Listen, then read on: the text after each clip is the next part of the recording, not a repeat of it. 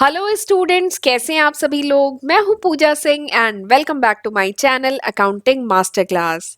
And this is the 65 lecture. ये मेरा 65 lecture है ऑफ आर 1000 एमसीक्यू सीरीज। एंड आज इस वीडियो में हम डिस्कस करने वाले हैं multiple choice question on the subject business environment. तो अगर आप किसी भी कॉम्पिटेटिव एग्जाम की तैयारी कर रहे हैं जिसमें business environment as a subject है, तो उस केस में ये जो लेक्चर है आपके लिए काफी हेल्पफुल है। ठीक है, तो जरूर इसका फायदा उठाइएगा, इसकी हेल्प से पढ़िएगा। ओके। और लेक्चर स्टार्ट करने से पहले मैं एक बात कहना चाहती हूँ। वैसे आपको मेरी आवाज सुन के समझ में आ गया होगा कि मेरा गला बुरी तरीके से बैठा हुआ है। लास्ट 6 डेज से मैं इसीलिए वीडियो नहीं डाल पा रही थी क्योंकि मेरा गला बहुत बुरी तरीके से चोक हो गया था। बट अब थोड़ा सा बेटर है, इसलिए आज मैं वीडियो डाल रही हूँ। ठीक है, आज रिकॉर्ड कर रही हूँ, अगर एडिट हो जाएगा तो फिर आज पढ़ भी जाएगा वीडियो। ठीक है, तो इसीलिए बीच में अभी वीडियोस नहीं आ पा रहे थे। बहुत सारे बच्चों के कमेंट आ रहे थे कि मैम आपने वीडियो रोक दिए बनाना, आपके अब 1 लाख सब्सक्राइबर हो गए हैं तो अब आगे वीडियो नहीं आएंगी क्या। तो ऐसा एकदम नहीं है, मेरा गला खराब हो गया था इसलिए मैं वीडियो नहीं डाल पा रही थी। अभी 2 दिन ही पहले मेरे चैनल के 1 लाख सब्सक्राइबर कंप्लीट हुए हैं। थैंक यू सो मच, ये आप लोगों के सपोर्ट की वजह से पॉसिबल हो पाया है। ठीक है, आपका सपोर्ट ही रहा जिसकी वजह से मैं 0 से लेके 1 लाख, अब तो 1 लाख हो गया, 1 लाख सब्सक्राइबर तक का सफर मैंने आसानी से तय कर लिया। ठीक है, तो थैंक यू सो मच। तो बस ऐसे ही सपोर्ट मेरा आप ना मेरे चैनल पे बनाए रखा करिए। और एक चीज और है, मुझे वैसे इतना एनालिटिक्स तो देखना आता नहीं है, बट मैं देख रही थी एनालिटिक्स में कि जैसे 100 बच्चे हैं, 100 बच्चे में से केवल 30% बच्चे ऐसे हैं जो मेरा चैनल सब्सक्राइब करते हैं। देखते सारे बच्चे हैं, 100 के 100 बच्चे मेरे चैनल देख रहे हैं और रेगुलर देख रहे हैं। ठीक है, लेकिन जो सब्सक्रिप्शन है वो सब्सक्राइब बहुत कम बच्चे करते हैं। तो ऐसा मत करिए। अगर आप मेरे रेगुलर व्यूअर हैं, मेरे चैनल से पढ़ते हैं, आपको मेरे चैनल का कंटेंट अच्छा लगता है, ठीक है, आपकी मैं कुछ हेल्प कर पा रही हूँ, एग्जाम में हेल्प कर पा रही हूँ, तो प्लीज मुझे भी थोड़ा सा सपोर्ट करिए, मेरे चैनल को सब्सक्राइब जरूर किया करिए। वैसे इससे आप जानते हैं, इससे वैसा कोई दूसरा बेनिफिट नहीं होता है। बस इससे एक मोटिवेशन लेवल बनता है, इससे केवल एक हमें थोड़ा अच्छा लगता है कि हमारे साथ 1 लाख बच्चे हैं जो कॉन्टिन्यूसली हमारे साथ पढ़ रहे हैं। वैसे बच्चे तो इसका कह लीजिए 3 टाइम है, लेकिन ठीक है, जिन्होंने सब्सक्राइब करके जो पढ़ रहे हैं उनकी बात अलग है। ठीक है, तो बस ऐसे ही सपोर्ट बनाए रखिए, बस हमें और कुछ नहीं चाहिए। सोचिए हम मॉनेटरी टर्म में आपसे कुछ भी नहीं ले रहे हैं, तो बस एक हम आपके लिए इवन घंटों लगा रहे हैं, घंटों हम आपके लिए ये पीपीटी और ये लेक्चर प्रिपेयर करना, रिकॉर्ड करना, एडिट करना, अपलोड करना, इसमें घंटों लगते हैं। हम आपके लिए घंटों निकाल रहे हैं, तो आपका केवल 1 मिनट का समय हमें चाहिए। आप केवल इस वीडियो को शेयर कर सकते हैं, सब्सक्राइब कर सकते हैं, बस इतना सपोर्ट चाहिए। और थोड़ा सा फीडबैक हमें जरा कमेंट सेक्शन में दे दिया करिए कि कोई इंप्रूवमेंट की रिक्वायरमेंट है। ठीक है, वैसे आज तो रिक्वायरमेंट है क्योंकि आज मेरा गला बुरी तरीके से खराब है, बट मैं कर रही हूँ रिकॉर्ड। ठीक है, तो इम्प्रूवमेंट की कोई रिक्वायरमेंट है, या मतलब लेक्चर में कुछ नहीं समझ में आया, या कोई भी फीडबैक, अगर लेक्चर अच्छा लगा, कुछ सीखा, कुछ नया सीखा, तो वो जरूर बताया करिए। चलिए, तो फिर आज का लेक्चर स्टार्ट करते हैं। बहुत बातें कर ली मैंने, चलिए फिर वीडियो स्टार्ट करते हैं। पहला क्वेश्चन,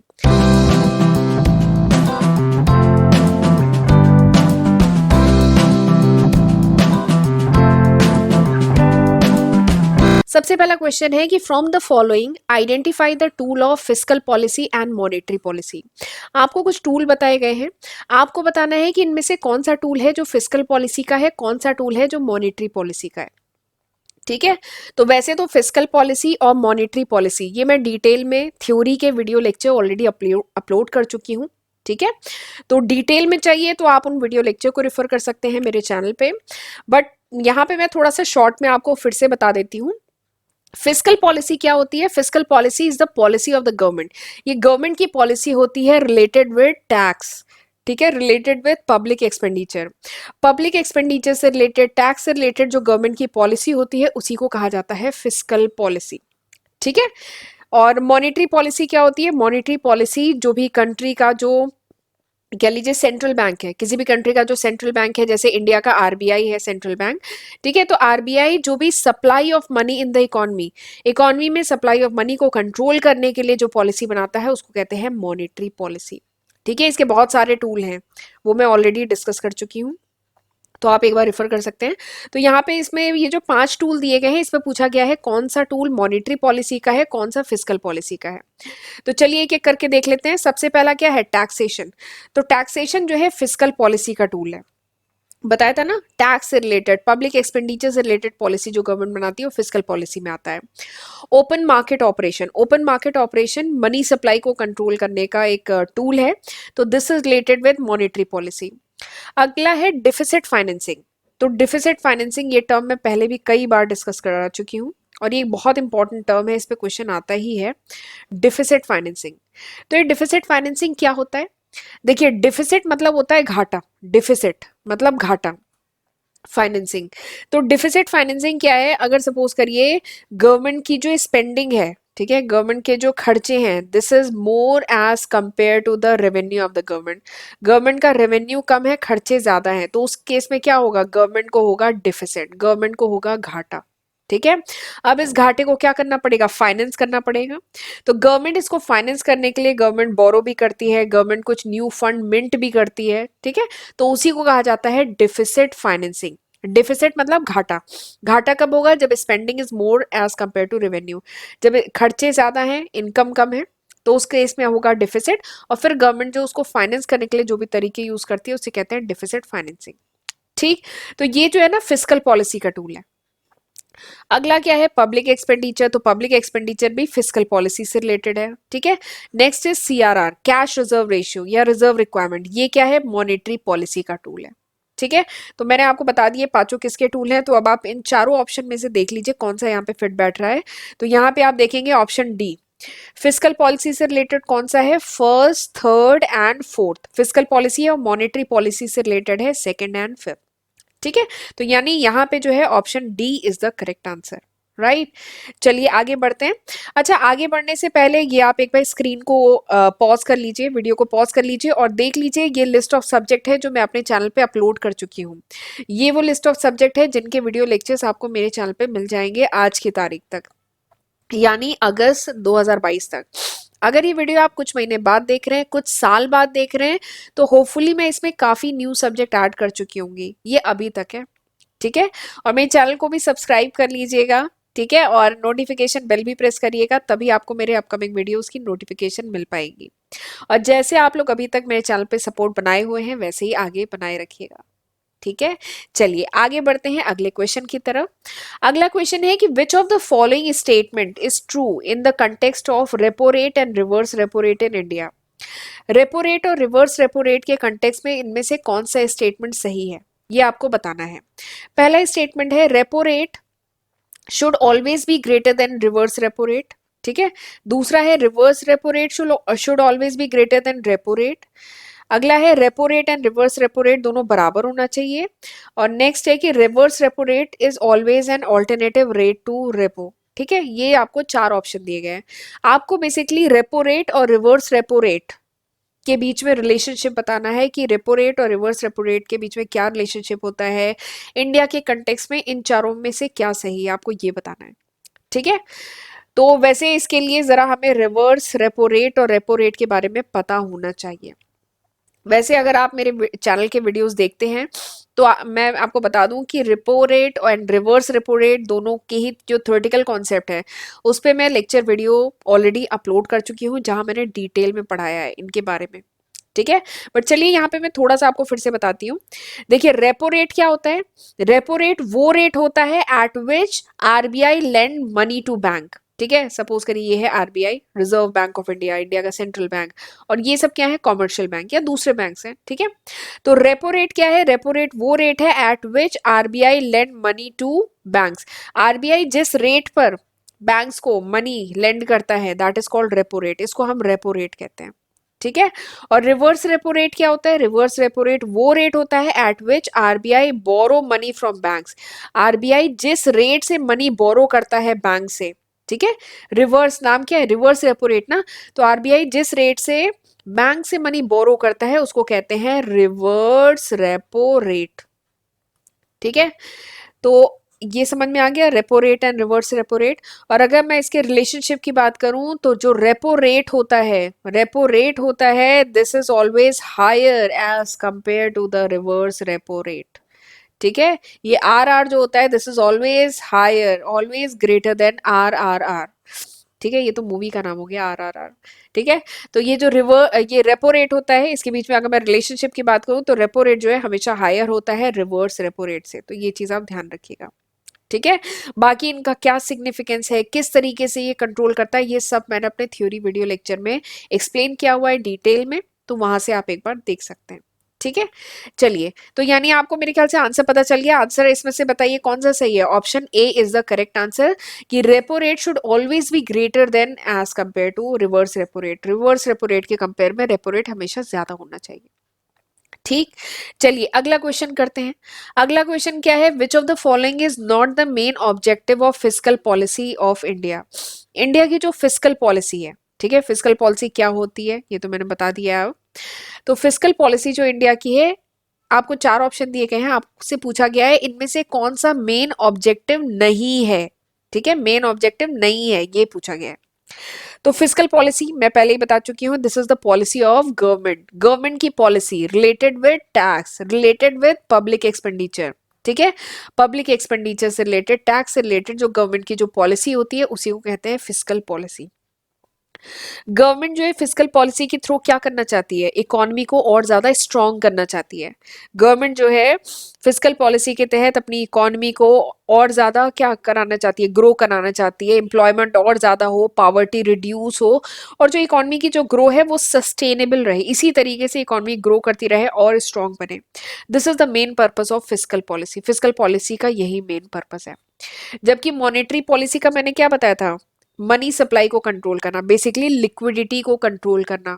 ठीक है, कब लिक्विडिटी कम करनी है, कब ज्यादा करनी है, उससे रिलेटेड जो पॉलिसी होती है दैट इज मॉनेटरी पॉलिसी। ठीक है, तो चलिए एक बार मैं आपको ऑप्शन बता देती हूँ।